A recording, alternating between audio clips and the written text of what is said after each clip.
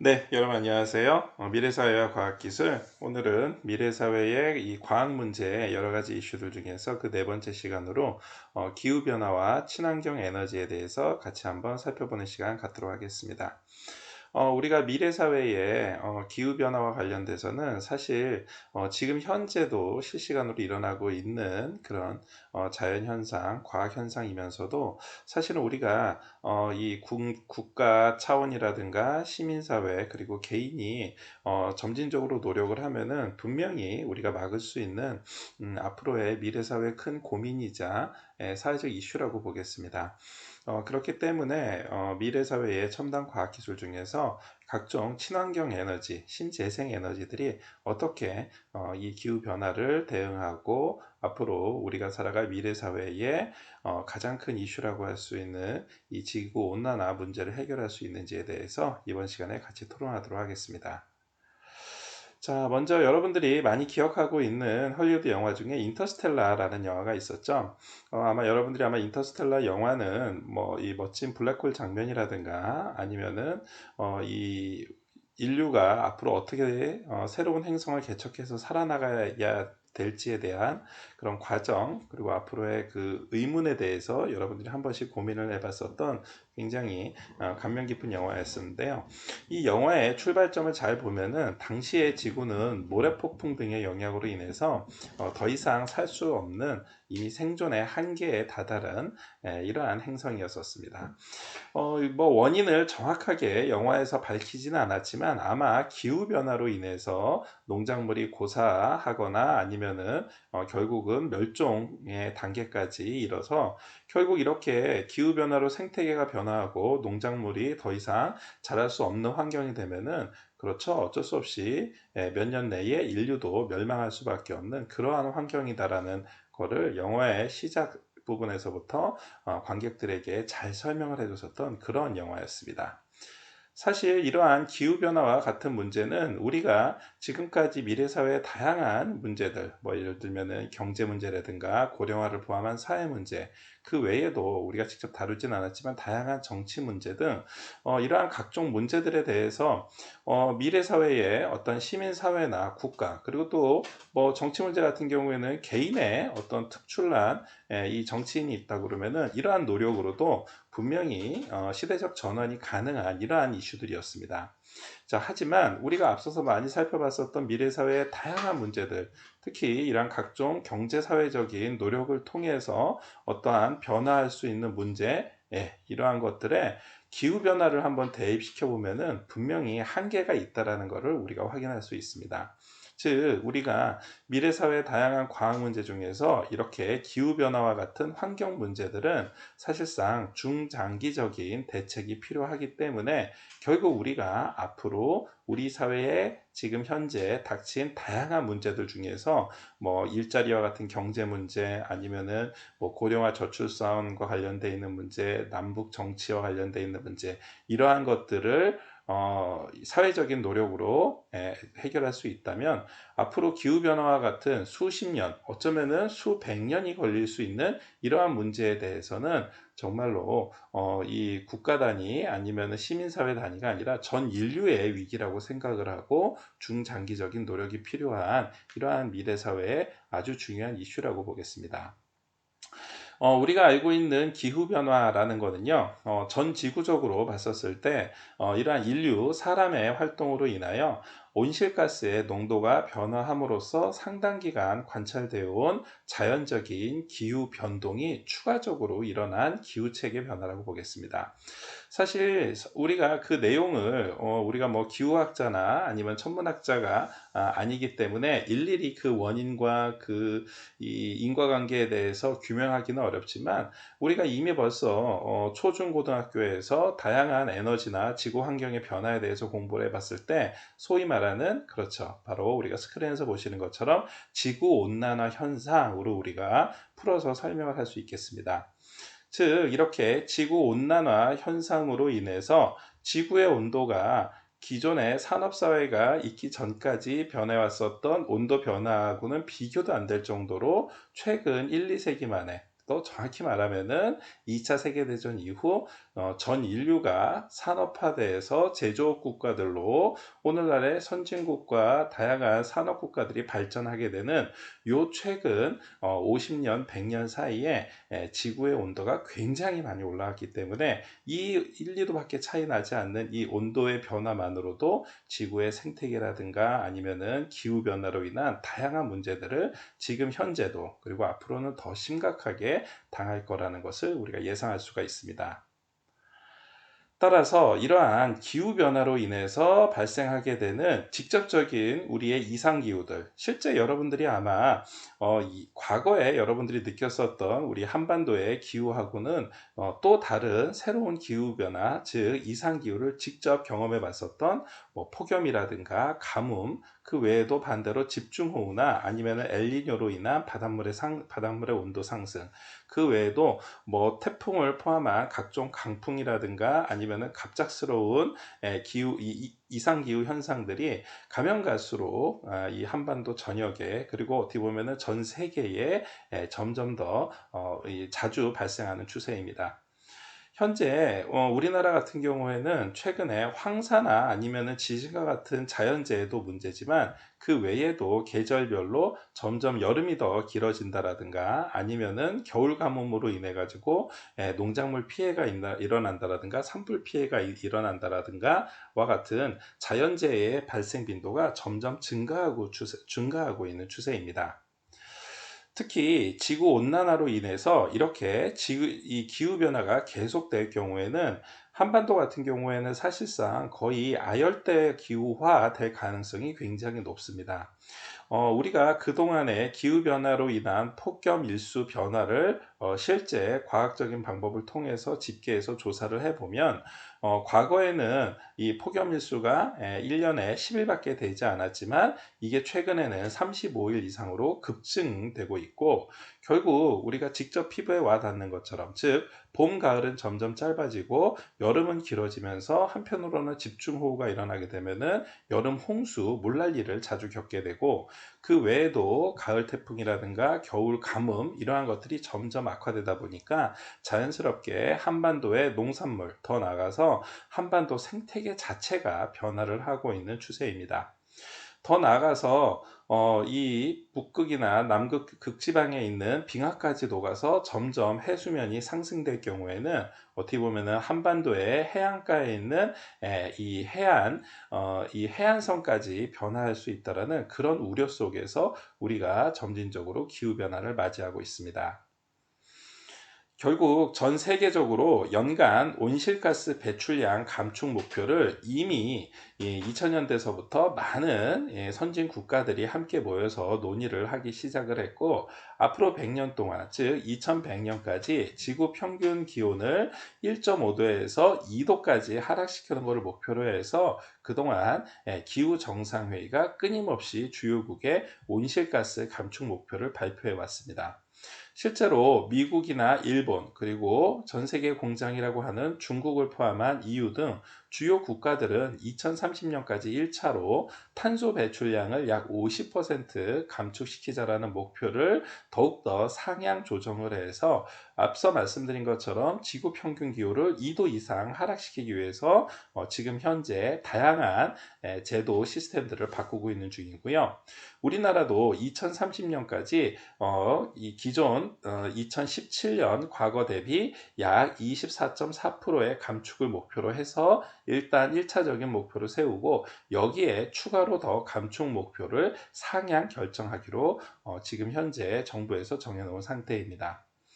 결국 이렇게 중요한 이 주요 국가들이 전 세계 산업 국가들의 모범이 돼서 탄소 배출량을 감소시킨다라는 것은 앞으로 이 지구의 기후 변화가 미래 세대에 어떻게 보면은 전 지구적인 협력을 통해서 풀어야지 될 아주 중요한 단순한 과학 문제가 아니라 이제는 인류의 문제라는 것을 모두 다 공감대를 형성을 하고 있다라는 것을 의미한다고 보겠습니다. 이러한 전 지구적인 위기라고 볼 수 있는 기후변화에 대응하기 위해서 미래의 첨단 과학기술력을 집중해서 우리가 한번 활용해 볼 수 있는 과학 분야가 바로 친환경 에너지, 즉 에코프렌들리 에너지라는 신재생 에너지입니다. 이 친환경 에너지는 에너지를 개발하고 이를 이용하는 과정에서 환경 오염물질을 생성하지 않거나 거의 생성되지 않는 에너지를 말합니다. 특히 이 환경 오염물질에는 이 탄소 배출량을 포함을 하고 있기 때문에 과거 우리가 알고 있었던 어떤 화석 연료를 태워서 만드는 이러한 에너지하고는 이 출발점에서부터 분명히 차이가 있다고 볼 수 있겠습니다. 실제 우리나라에서도 지금 현재 친환경 에너지, 즉 그린 에너지, 신재생 에너지라고 불리는 이러한 에코플랜들리 에너지에 상당히 많은 기업체와 종사자 그리고 각종 투자를 통한 매출액을 현재 형성을 하고 있고, 과거 우리가 알고 있는 소위 말하는 신에너지라는 수소에너지나 아니면 연료전지에서 한 단계 더 나가서 소위 말하는 재생에너지, 즉 태양열 에너지라든가 아니면 바이오 에너지, 더 나아가 풍력이나 해양 에너지 등 다양한 에너지를 모두 다 합쳐서 이러한 신재생 에너지로, 친환경 에너지로 우리가 부르고 있습니다.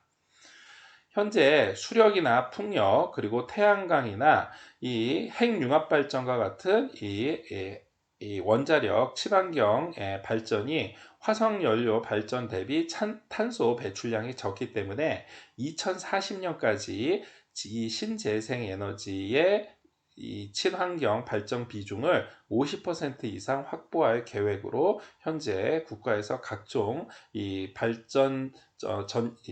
전력 발전과 관련되어 있는 사업 계획을 시행하고 있고요. 이렇게 된다면 특히 최근에 각종 풍력이라든가 바이오와 관련되어 있는 이 정부의 투자 그리고 관련되어 있는 기업체의 이 기술 발전에 다양한 이 국가 재정과 그리고 관련되어 있는 연구 인력들이 함께 참여해서 우리나라의 신재생 에너지의 이 발전 비중을 점점 높이고, 이에 따른 탄소 배출량 감소를 통해서 국가에서 이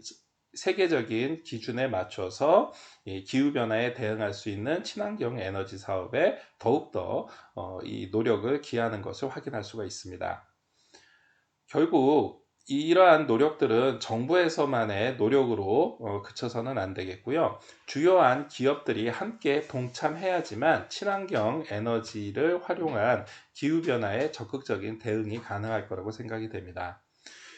그렇게 하기 위해서 전 세계 주요 기업들은 현재 RE100이라는 즉 신재생 에너지가 그 기업에서 사용하고 있는 전력의 100%의 비중을 차지할 수 있는 리뉴어블 에너지 100이라는 캠페인에 현재 함께 많이 동참하고 있습니다. 우리나라에서도 2041년까지 이 아리백 기업으로 20개 이상의 기업들이 함께 참여할 목표를 세우고 있고요. 현재 우리나라에서는 대기업 주요 계열사를 포함을 해서 약 20여 개에 가까운 업체들이 이미 벌써 이 아리백의 선호를 통해서 2040년까지 사용 전량의 100%를 재생 에너지로 사용할 계획을 잡아놓고 있는 상태입니다. 앞으로 우리가 더욱더 이 기후변화와 관련돼서 노력하기 위해서는 우리가 지난 시간에 같이 살펴봤었던 케이스타와 같은 핵융합 기술을 활용한 이 전력 발전량이 앞으로 더욱더 증대되어야지만 친환경 에너지의 발전 비율이 이 화석연료라든가 아니면 기타 환경오염을 부르는 각종 연료들보다 훨씬 더 많은 전력을 생산할 수 있을 걸로 기대가 되고, 결국 이렇게 핵융합 기술을 포함한 이 신재생 에너지, 친환경 에너지의 비중이 증가하면 증가할수록 탄소 배출량을 감소시켜서 기후변화를 점진적으로 우리가 대응할 수 있을 걸로 기대됩니다. 뿐만이 아니라 자율자동차, 드론, 로봇공학, 스마트시티와 같은 친환경 에너지를 활용한 각종 응용 분야 기술들이 점점 발전해야지 앞으로 우리가 신재생 에너지에서 사용되는 각종 이 전력 에너지를 활용한 다양한 스마트 기술들이 동반 성장할 수 있는 계기가 될 거라고 생각이 됩니다. 이를 위해서 지금 현재 이 산업통상자원부에서는 신재생 에너지 공급 의무화 비율을 점진적으로 증가시켜서 2026년까지 25%까지 확대할 비중을 세워놓고 있고, 뿐만이 아니라 2040년까지는 신재생 에너지의 발전량을 이 최근 기준으로 봤었을 때 약 2배 이상으로 더욱더 발전시킬 걸로 현재 계획을 수립해 놓고 있는 상태입니다. 특히나 이러한 기후변화 해결을 위해서는 자원 절약이나 환경 보호를 위한 이 사회 전반적인 이 공유 시스템 구축이 필요할 거라고 생각이 됩니다. 즉 앞서도 우리가 이 각종 이 에너지 공학과 관련되어 있는 다양한 기술력들을 개발하기 위해서는 그 에너지 사용량 자체를 줄일 수 있는 원천 기술이나 원천 사회적인 시스템을 구축해야 된다는 걸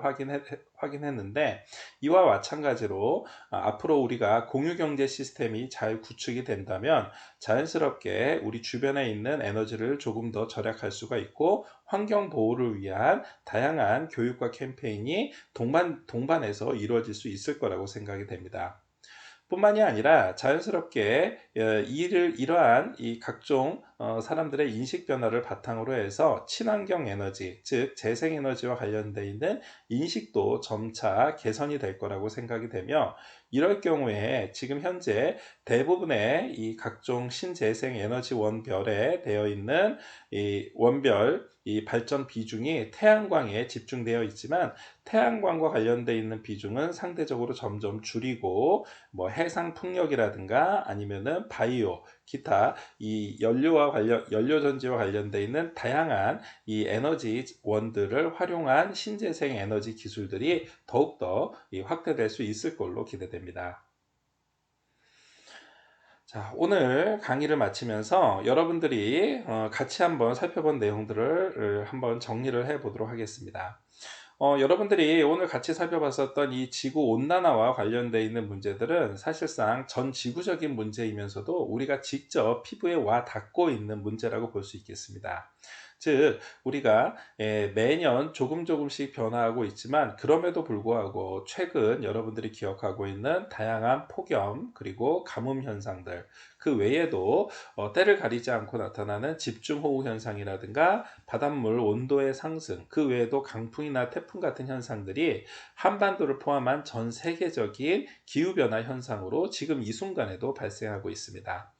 뿐만이 아니라 이로 인해서 이 점점 가뭄이 계속됨에 따라서 일어나게 되는 산불, 또 점점 강풍이나 집중호우를 통해서 일어나게 되는 대형 재난 피해, 이러한 자연재해들이 전 세계적인 위기로 점점 다가오고 있고, 이를 줄이기 위해서는 연간 온실가스 배출량 감축을 목표로 해서 한반도뿐만이 아니라 전 지구적으로 전 세계에 있는 국가들이 함께 목표 실현을 위해서 열심히 노력하고 있는 추세입니다.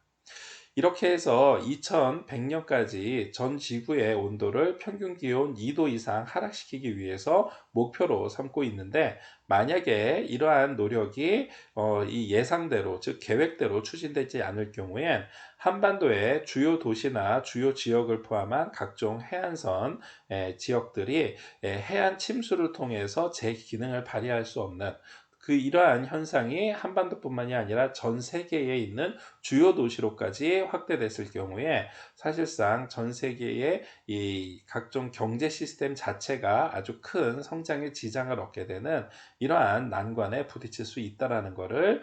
다양한 이 전 세계 주체들이 함께 공유를 하고 있는 상황입니다. 이러한 각종 이 지구적인 변화, 즉 기후변화에 따른 위험을 모두 다 인지를 하고 있기 때문에 수력, 풍력, 태양광, 그리고 핵융합발전과 같은 이 원자력 등의 친환경 에너지를 통한 탄소 배출량 감소 목표를 주요 국가마다 세우고, 이를 바탕으로 해서 기후변화에 적극적으로 대응하고 있는 추세입니다. 국내 및 전 세계 주요 기업들은 기업 사용 전력의 100%를 신재생 에너지로 활용하자라는 아리백 캠페인에 적극적으로 참여를 하고 있고, 이렇게 됐을 경우에 우리나라에서도 2030년 국가 온실가스 감축 목표인 이 NDC 기준으로 봤었을 때 이 현재의 우리는 한반도의 평균 기온을 1도 이상, 그리고 2050년 장기 저탄소 발전 전략인 이 LEDS에 맞춰서 2100년까지는 2도까지 이 한반도의 온도를 낮추기 위해서 현재 정부 차원에서 기업과 함께 열심히 노력하고 있는 상황입니다. 물론 이렇게 하기 위해서는 핵융합 발전이라든가 자율자동차, 그 외에도 드론이나 로봇공학, 스마트시티와 같은 이 친환경 에너지와 관련되어 있는 각종 기술 개발이 함께 이루어져야지만 이 동반 성장을 통한 시너지 효과로 이 친환경 에너지, 즉 신재생 에너지 분야의 이 과학 기술력이 더욱더 확대될 수 있을 걸로 기대됩니다. 이와 함께 자원 절약, 환경 보호를 위한 공유 경제 시스템을 함께 구축하고 에너지 절약과 신재생 에너지와 관련되어 있는 교육이나 인식 개선 노력이 전 사회적으로 이루어져야 함께 우리가 기후변화에 공동으로 대처할 수 있을 걸로 기대됩니다. 오늘 마지막으로 여러분들한테 소개할 사진은 이 나사에서, 미 우주항공국에서 이 최근에 찍은 이 북반구의 이 그린란드 주변에 있는 빙하의 모습입니다. 지금으로부터 약 30년 전에 이 그린란드 주변, 즉 북극해 주변에 있는 빙하가 현격하게 줄어들어 있는 모습을 직접 우주에서 촬영한 사진인데요. 이러한 사진을 봤었을 때 결국은 이 녹은 빙하가, 그리고 더 나아가서 남극 대륙에서 마찬가지로 녹은 이러한 빙하들이 점점 해수면을 상승시키고 이렇게 올라간 이 바다 온도로 인해서 결국 이 점점 기후변화나 각종 이상기후 현상이 전 세계적으로 확대되고 있는 것을 우리가 그동안 많이 목격하고 또한 경험을 했습니다. 결국 이렇게 지구가 어떻게 보면은 이 점점 병들어가고 이로 인해서 이 인류의 생존까지도 위협을 받는 이러한 현상이 계속된다면 당연히 우리 세대뿐만이 아니라 앞으로 다음 세대, 즉 미래 사회가 겪어야 될 경제적인 피해, 그리고 더 나아가서 어떤 인류 생존에 관련돼 있는 아주 중요한 위기가 다가올 게 명백한 사실입니다. 하지만 이러한 현상을 다른 측면에서도 바라볼 수가 있습니다. 즉 현재 일어나고 있는 기후변화, 그리고 이렇게 기후변화로 인해서 각종 이상기후를 맞이하고 있는 우리 한국을 포함한 우리 인류의 문제는 어떻게 보면은 지구의 문제라기보다는 이 인간이라는, 즉 그 호모사피엔스, 즉 이 사람들, 즉 인간이라는 종족의 문제일 뿐이지 이 지구의 문제라고 보는 것은 어떻게 보면 인간의 이 오만한 판단일 수도 있다라는 뜻입니다. 즉 다시 말하면은 기후변화로 인해서 실제 위협을 받는 것은 물론 지금 현재 일어나고 있는 현상을 지구의 위기라고 볼 수 있겠지만, 이 지구가 최근 100년, 200년 사이에 온도 변화로 인해서 지구별 자체가, 지구라는 행성 자체가 어떠한 심각한 위기를 초래하는 것은 아닙니다. 즉 다시 말하면은 이 지구라는 행성 자체는 그동안 빙하기와 간빙기를 수십 차례, 수백 차례 겪으면서 자연스럽게 이 자연이 회복되거나 아니면은 어떤 생태계가 변화하거나 그 중에서 어떤 생태계의 한 종은 멸망하거나 이러한 것들을 점점 거듭해가면서 수백만 년, 수억 년을 지내왔습니다. 결국 그 중에서 최근에 인류가 역사와 문명을 가지고 살아온 최근 한 10,000년 동안의 변화를 종합해 봤었을 때 인류라는 문명 자체는 이 지구의 기상기후로 인해서 위협을 받을지도 모르겠지만, 이러한 인류가 정말로 그로 인해서 거의 멸종 단계까지 간다고 했었을 때 다시 지구는 회복해서 지구라는 이 어머니 행성, 즉 지구별 자체는 새롭게 다시 건강한 행성으로 나아갈 수도 있을 것입니다. 정말 영화의 한 장면처럼 전 인류의 절반이 없어야지만 지구가 다시 회복한다라는 아주 극단적인 생각 차원에서 해볼 수 있는 공상과학 상황이 아니라 지금 현재 인류가 겪고 있는 이러한 위기는 인류가 그대로 뿌린 씨를 그대로 인류가 다시 받는다 라는 측면에서 봤었을 때 지구의 위기라기보다는 인류 문명의 위기로 우리가 생각해 볼 수 있겠습니다. 인류 문명의 위기를 우리가 포기할 수는 없겠죠. 지구별도 건강하게 다시 회복시키고 또 인류 문명도 건강하게 회복시키기 위해선 오늘 여러분들이 함께 살펴봤었던 친환경 에너지와 관련되어 있는 각종 노력에 국가 그리고 시민사회 그리고 개인인 여러분들도 함께 동참해 주시기를 부탁드리겠습니다. 자, 오늘은